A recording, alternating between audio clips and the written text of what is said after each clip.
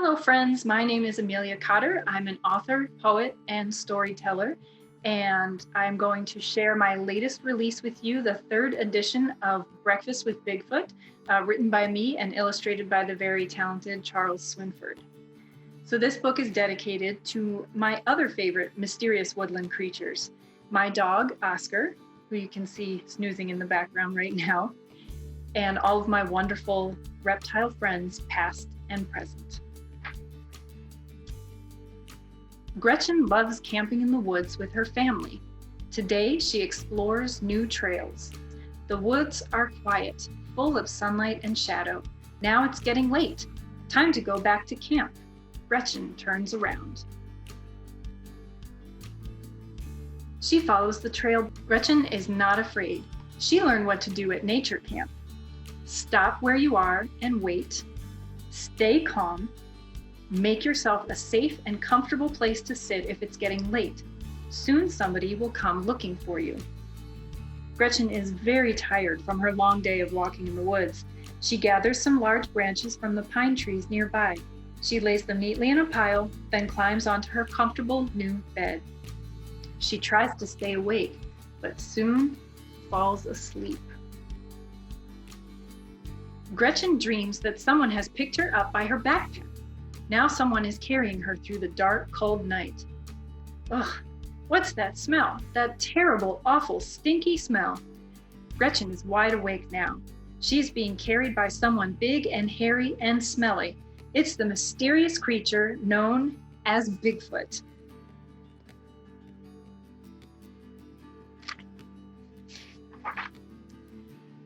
Bigfoot is very gentle. He puts Gretchen down in his own odd-looking nest. He gathers some more pine branches for himself to sleep on. Gretchen is scared, but she remembers what she learned in nature camp. 1, stop where you are and wait.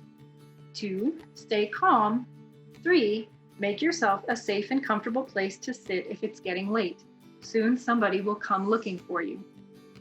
Gretchen decides that this is a safe place and comfortable place after all, and she will watch the woods to see who comes looking for her. But she is so tired. So is Bigfoot. They both lie down. For a long time they watch each other, with one eye open and one eye closed. Soon they're both fast asleep. Before they know it, morning comes. Bigfoot wakes Gretchen up. It's time for breakfast. Bigfoot has gathered a handful of acorns for the two of them to eat.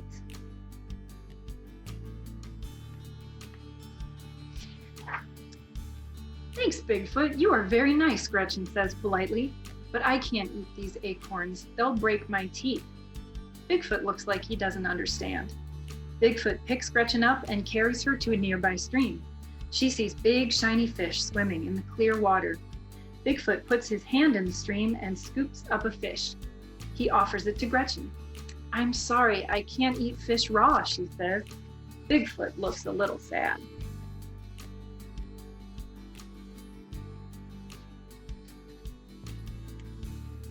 He picks Gretchen up again, and soon they're in the middle of a clump of berry bushes. The berries are so big and juicy. I'm sorry, Bigfoot. Those berries are pretty, Gretchen says, but I can't eat strange berries. They could make me sick. Bigfoot puts Gretchen down gently. Poor Bigfoot. He lays his breakfast foods on the ground in a row. Acorns, fish, berries. Gretchen has an idea. Maybe Bigfoot will like my people food. She opens her backpack and finds the tasty snacks that her mom always packs for her. She lays them out on the ground. She puts a peanut butter sandwich next to his acorns. She puts some goldfish crackers next to his fish. She puts some grapes next to his berries.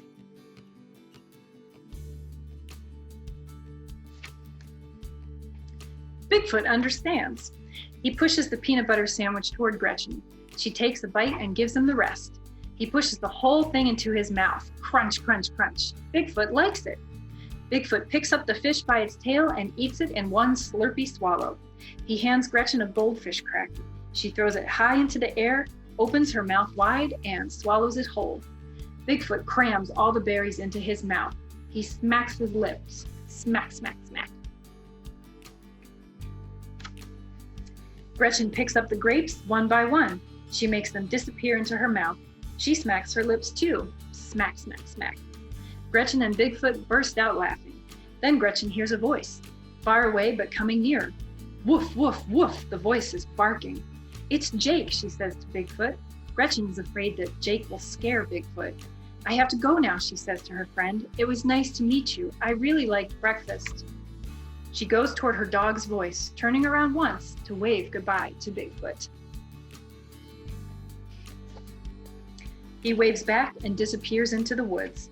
When Jake reaches Gretchen, he's so excited to see her, he knocks her down.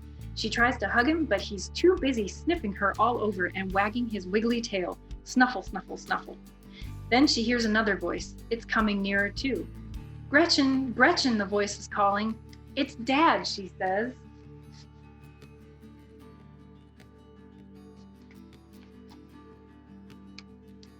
When her father reaches her, she jumps into his arms.